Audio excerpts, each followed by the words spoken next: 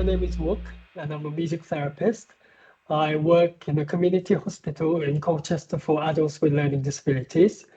I qualified as a music therapist in September 2005, and I have been working for this hospital in one form or another since January 2006. So it's been 20 years since I've started working here. I'm very lucky in that I work in a small department of arts therapists, which include music therapists, art psychotherapists, and drama therapists. So my career journey, I started having piano lessons from the age of about 9, I think. But then I stopped my lessons during GCSE and A-level times. And then I did a first degree in economics, which I didn't like at all. At the time, I had no idea what I wanted to do, really. But during this time, while I was studying economics, my interest in music and playing piano came back. Yeah, and I think it's what helped me to get through that sort of difficult time. So after I finished that degree, I studied jazz piano at Music College, and also discovered music therapy because that was one of my extra modules. It was called Introduction to Music Therapy. And yeah, I mean, I just thought it sounded amazing that, you get to play music and hopefully help people as well. So following finishing my jazz piano degree, I did 1 year music therapy postgraduate diploma training to qualify as a music therapist. I think nowadays all the courses are 2-year master's courses, but at the time it was a 1-year postgraduate course. And since then, I've worked with many different client groups in different settings, including in a hospital for adults with learning disabilities, a charity organization for children and adolescents who have experienced political violence in their countries, and a school for children with special needs. And I've also worked privately as a freelance music therapist. A day in the life of music therapists. So the core of our day is running sessions with our service users, and this involves setting up rooms, instruments, and tidying up afterwards. Sessions take different forms. We do assessment sessions, which are normally 2 to 3 sessions, just to see how a new service user engages with using music. And then we do more ongoing sessions in 12 or 16 session blocks. And each of those blocks are followed by review meetings. Then we also have a pre-assessment meeting, which is the first meeting we have with our service user, just to find out more about the referral and just find out more about the service user. So our music therapy sessions usually involve service user coming into the room, and I spend some time sort of just catching up with the service user about how they've been, anything that's come up for them over the last week or so. And this is the case for one-to-one sessions. We also do group sessions, but most of our work currently is one-to-one.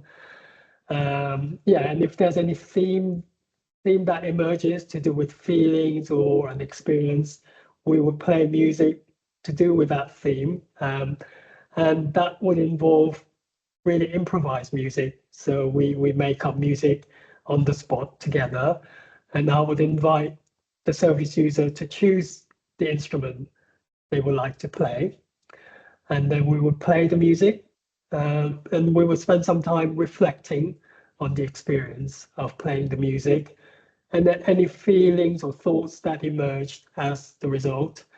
And that will be the bulk of our session. We're using improvised music and using reflections, discussions in between playing music. And each time I would invite the service user to choose the music rather than suggest it myself, if the service user is able to make that choice.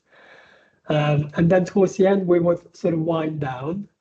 Sometimes I would use something called a goodbye song to make sure the service users are aware that we're bringing the session to an end. Yeah, and that will be the form of a session, really. A lot of our day is also spent doing more administrative tasks, and one of those things is using our service user record system to write notes after each session, or any meeting or any contact phone calls with a service user or carers. We also spend quite a lot of time responding to emails and liaising with other multidisciplinary team members, usually involved in working with the same service users as us. There are also a lot of different sorts of meetings that we attend. Three main meetings that happen regularly are allocations, business, and peer supervision meetings. Allocations is where we discuss new referrals or any updates regarding people that we're currently working with. Business meetings are to discuss any issues really of more practical nature involving our department, our teams. And peer supervision meetings is where we bring any issues or any dilemmas to do with our clinical work.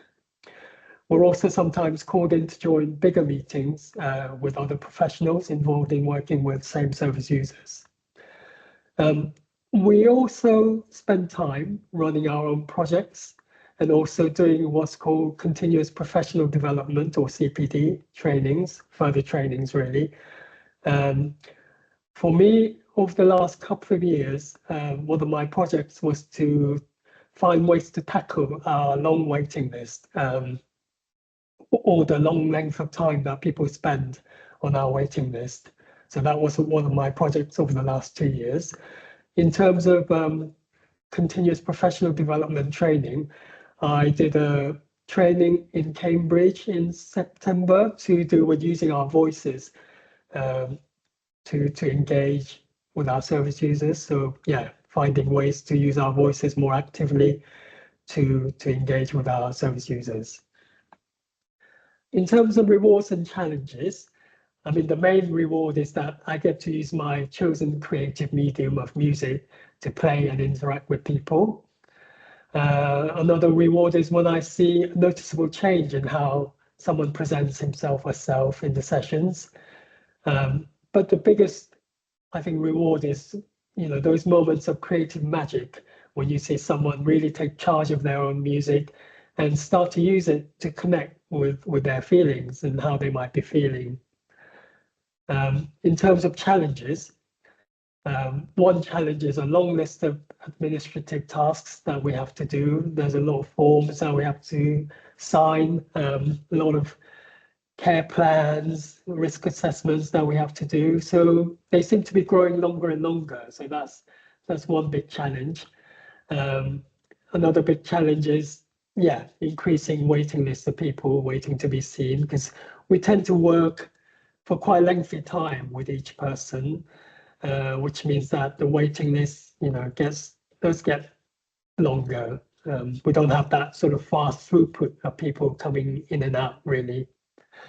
And the last challenge is, the difficulties that other professionals have in understanding what we do and how we work.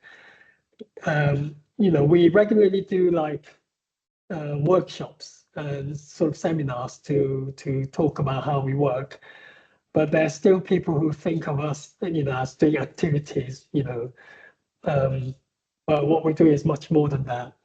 I think people find it hard to sort of get their heads around that, really. In terms of advice to my younger self, I think I would like to say that it's okay to not know what you want to do, but the important thing is to be open to where your interests might lead you, and be open to sort of unexpected opportunities and unexpected directions, that life might take you in. And another advice would be to be aware of your capacity and look out for the signs of burnout. And I think this is particularly for newly qualified therapists. When you've just qualified, I think it's very tempting to say yes to everything and just take on work wherever they come from. But I think we're all kind of limited really in terms of our resources and our capacity. So it's important to kind of look after yourself and just be aware of need to be careful really. Another advice is to make sure to continue with your own creative practice, which in my case is music. And I have this kind of motto, to live a musical life. And that basically means to keep your music alive in any form or shape possible, really. And that could involve just listening to music, going to concerts, going to gigs, playing music, in your own community, teaching music, all those things, I believe will positively feed into all areas of your life and well-being, including your clinical work. So I think it's important to keep that going. And also next advice is to not try to do everything on your own, but if possible, involve others in your projects and to work collaboratively. I think I'm particularly guilty of kind of trying to do everything on my own, but I've found that you get much better results if you can involve other people in your projects, especially if it's something that affects other people, and to work together. And lastly, I would say that, take your time and enjoy the process. I think sometimes we think about, career development, career progress, and we forget to sort of enjoy being where we are and just enjoying the day-to-day learning from our own work. And if you would like to find out more information on music therapy, I would like to invite you to visit BAMT website. So that's British Association for Music Therapy. Thank you for listening.